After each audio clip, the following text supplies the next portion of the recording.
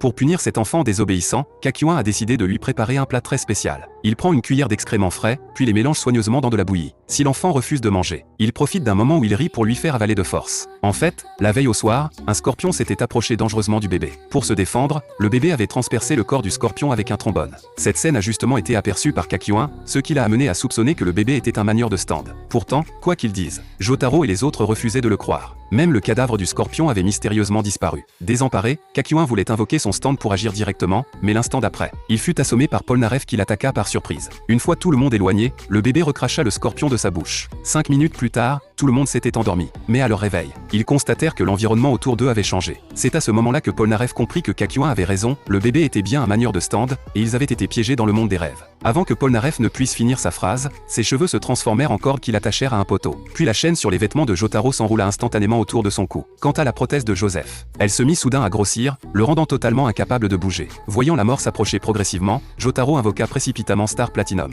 Mais à sa grande surprise, Star Platinum se retourna contre Jotaro pour l'attaquer. En réalité, ce n'était pas le véritable Star Platinum, mais une créature onirique créée par Destirtine. Comme ils avaient été entraînés dans le rêve sans aucune méfiance, Destirtine avait déjà coupé leur lien avec leur stand. Alors que Destirtine pensait avoir remporté une victoire écrasante, Hiérophant Green lui serra soudainement le cou. Il s'avère que Kakyuin, qui s'était évanoui tout à l'heure, n'avait pas eu le temps de dissiper son stand, ce qui lui avait permis de faire entrer Hiérophant Green dans le rêve. Voyant Destirtine complètement maîtrisé par Hiérophant Green, tout le monde s'excusa immédiatement auprès de Kakyuin. Mais à cet instant, Destirtine manipula un nuage pour se trancher lui-même ainsi qu'Hiérophant. S'il a fait cela, c'est parce que le corps de Destirtine est creux. Pourtant, Kakyuin, à l'extérieur du rêve, n'a subi aucun dommage. En réalité, tout en maîtrisant Destirtine, Hiérophant avait transformé son propre corps en fils qui s'était infiltré par l'oreille dans le corps de Destirtine. Finalement, Kakyuin prit totalement le contrôle de la situation et parvint à maîtriser Destirtine. Le lendemain matin, tout le monde avait oublié les événements du rêve. Seul Kakyuin, qui avait fait entrer son stand dans le rêve, s'en souvenait. Voyant que Kakyuin se comportait tout à fait normalement, Polnareff et les autres cessèrent de le surveiller. Comme le bébé était trop jeune, Kakyuin ne comptait pas le tuer. Mais pour avertir le bébé, Kakyuin lui prépara tout de même un petit plat avec attention.